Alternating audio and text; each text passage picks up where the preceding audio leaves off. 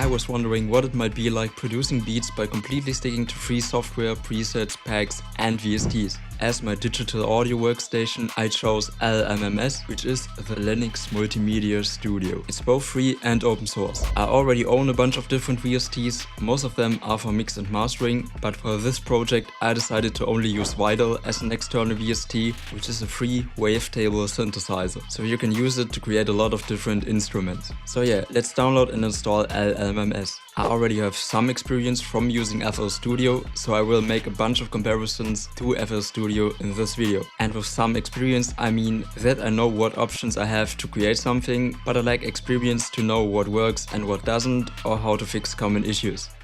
So yeah, I started by making myself familiar with the software, and I did by clicking through the different presets. The presets listed there are for the stock synthesizers. They had a fair amount of variation, but I felt like an odd amount of presets were chiptune sounds. There were also stock samples, and I kinda wished for having more risers, uplifters, etc. You know, those kind of sound effects you could always add to a project. They had some samples going into this direction, but they felt a bit too specific for stock samples. Like, I was kinda missing more basic samples, but had a lot of samples I wouldn't need anyway. Now let's check out their instruments. And those all look pretty fun. For example, here you have a Game Boy Color looking interface. Or maybe you prefer an NES controller, or the star from Mario, or Space Invaders. But again, there aren't too many instruments, and 4 of them are dedicated to chiptune sounds. I mean, I do appreciate how fun they look. I'm also a fan of the vegetable one, which is called organic because it's an org. So let's actually create a new project. There were a lot of templates you could start from, and I like the sound of the name Tray808, which I've pronounced Trader in my head, so I went with that. To my surprise, this opened up an editor for creating beat patterns, which is actually pretty similar to FL Studio. It also loaded a bunch of different drum sounds into the editor, and I liked the cowbell and the closed hats. I actually used the hats for the final result. I didn't like the kicks and the snare too much though, so this is where I used one of my packs. But don't worry, it's a free run. I didn't forget the rules. I also entirely relied on this pack for the entire project, so I didn't use any other pack. So yeah, I just loaded all sounds I liked into the editor, and of course a lot of them are 808s. I created a basic kick and snare pattern, which I used as a bass along the project. Before I proceeded creating further drum variations, I wanted to add a melody using Vital as a synthesizer. And this was so much harder than I expected it to be, because I couldn't find where I could access the VSTs. So I wanted to check the settings if the correct folders are linked, and to my shocking surprise, you could only add one folder to search for VSTs. Like, I never saw that before. In every software you could just add an infinite amount of paths to search for VSTs, and most softwares already have multiple directories to look for pre-configured.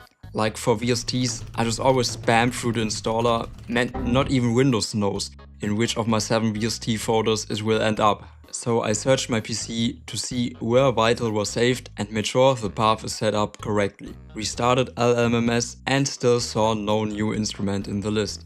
After fucking around for a while, I found out that you have to use this instrument called Vestige to load VST instruments. I could have known this because this symbol apparently is like the logo for VSTs, but at this point I didn't know. So I dropped it into my project and navigated through the Vital installation again and finally got it running. I was so relieved to see a familiar interface after all that trouble, so I just browsed through my Vital presets, which again all were free. And yeah, I just browsed through the presets and pressed random buttons on my keyboard, hoping to hit a chord that sounds nice. And I don't mean a fancy MIDI keyboard, I mean my PC keyboard, cause it acts as a... I don't want to say keyboard again. Let's say it acts as a piano. After I felt like I've got an instrument I could work with, I opened up the piano roll, and from there it really was just fuck around to find out. So yeah, this is what I got.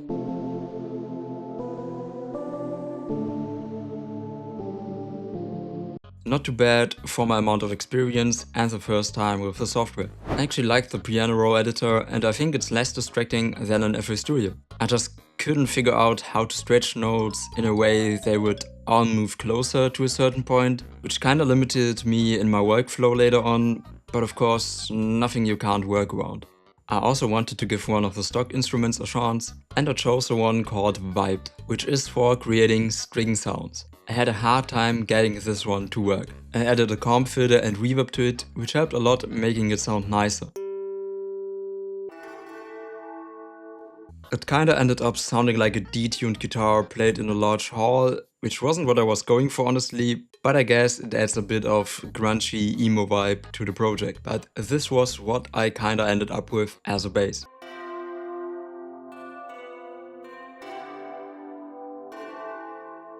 I started adding a few more patterns for the drums, and then I remembered something from my VST odyssey. I saw that you could add a theme and a custom background image in the settings. I looked for themes online, they all had no preview images, or you would have to click through multiple links to look at the images, and I didn't have the patience for that. I mean, some descriptions literally were just describing the hex codes they've used. So yeah, I just stick to the basic theme. But I navigated through my PC files to find the perfect background image for the software, and after I couldn't find one, I decided to launch Affinity Photo to create the perfect one myself. The 5 was a typo, but after correcting it I was like, no, the 5 was better. So yeah, back to the drum patterns. I tried keeping them very simple, so it would be easier to combine the patterns with each other. I also added some classic trap elements like the fast hi-hats and the down-pitched snare. And yeah, this was a part where I missed the stretching thing from FL Studio I've mentioned before. I didn't like that each pattern has its own track in the song. It quickly starts looking extremely clustered. Like, to mention FL Studio again, I like to have all melody and drum patterns in a dedicated track. Like here in LMMS, I often had to look to the left and like follow its line to figure out on which track the sound was. Also, LMMS ended up relying even more on patterns than FL Studio, which surprised me honestly. I thought patterns were FL Studio's thing. So yeah, I started filling the tracks. It took me about 40 minutes to lay out the basic structure.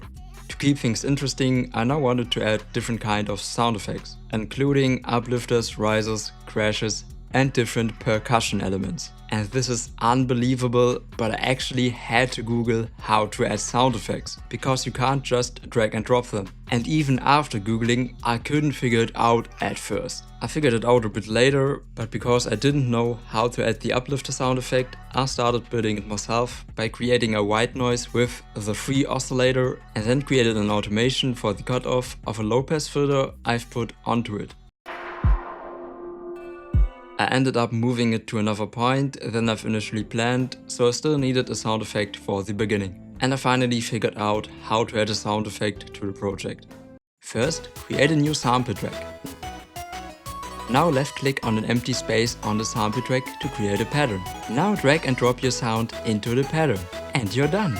I feel like this is unnecessarily hard. Like, why can't it do the first 2 steps on its own when I drop something anywhere in the timeline? Like when people have to create tutorials on how to add sound files to your DAW, there is something extremely wrong with the UX. But yes, I've populated the timeline with a bunch of different sound effects, and I also added variations to the melodies like octave shifts, chopping a few notes, and so on. And editing melodies was actually easier than in FL Studio, because the piano roll patterns aren't linked, so you can just go into one and make changes without affecting the other copies. Maybe there is a way to do this the same way in FL Studio, but I just always duplicated the pattern, changed it, and then dropped it into the timeline. But yeah, the entire process of adding variation took me 80 minutes, so twice as long as basic layouting. So now it was time to tackle the mix and mastering. And Jesus Christ, this was super hard for me, because only like 1% of the stock plugins had an actual visual interface. The other 99% were just knobs, and some of them really left me puzzled, especially the multiband compressor. Like, sorry, but I don't know what S1-3 and Q1-3 mean. Maybe that's a me problem, but there was also no tooltip further explaining it. I really heavily relied on the EQ, because one of the available EQs was actual visual, but this created another point of confusion. To my understanding, everything above 0 in the EQ would result in clipping, right? Because the loudness meters on the mixing tracks, it didn't really seem to reflect that. I've also added a limiter on the master track, and this completely got rid of all the red parts in the loudness meter. So is everything displayed red there clipping? I think it is. I spent about 2 hours mix and mastering, and not because I paid so much attention to detail, but because I had such a hard time with the plugin interfaces. And this is coming from someone who is completely fine with only using FL Studio stock plugins. Like, I don't think you need to pay $50 on a reverb effect just because it has a cool looking interface. But it was really hard for me to understand what the multiband compressor is doing currently. Like, a display of the input sound waves and output sound waves would have really helped me here. I mean, what happened to the fun interfaces from before? But yeah, for most stuff I just used EQs and compressors, trying to assign the sounds their own frequencies and keeping the volume balanced. Also added some panning as a detail. I then exported it, listened to it a few times, and also took a break in between and listened to it again. And then went back into LMMS to spend another 30 minutes adjusting a few details and adding an automation for the start. I also adjusted the synth for the strings a bit, as I wasn't too happy with the sound anymore. So yeah, let's listen to the beat. The instruments are a tad louder than usual, since there was no plan of adding vocals to the beat. So don't get confused by that.